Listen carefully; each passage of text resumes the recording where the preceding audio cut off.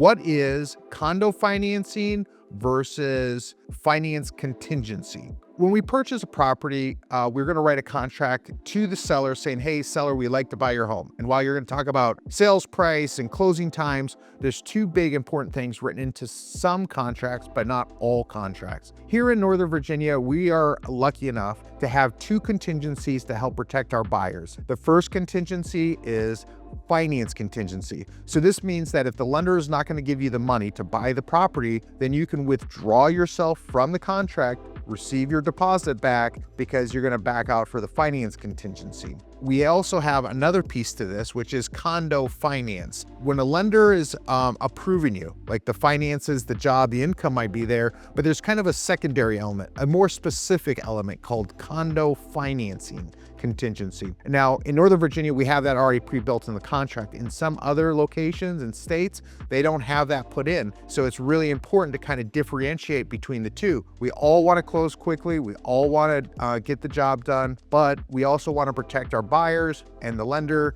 to make sure that we have the right protections in place. A financing contingency is about getting the loan. A condo contingency is if this association is approved. And I have seen, and I've been doing this for a long time, is that I've seen the condo come back during the process. A new lawsuit came up. Somebody tripped and fell. A balcony broke. I've seen structural damage come up. I've seen special assessments, $50,000 per unit being applied, and they're trying to close quickly and pass that $50,000 on to the new owner. So we've seen a lot of different things come up. And while we would like to do our due diligence ahead of time, it all kind of depends on the information that we receive after contract about the property, the specifics about what's going on. So if there's anything that's going to affect the condition of the property or the financial outcome, then the lender's not going to lend. And so having these two different contingencies allow us to protect the buyer at a greater level. And the condo contingency is kind of a wild card. We sometimes never know what we are going to get. And sometimes things are coming up real time, like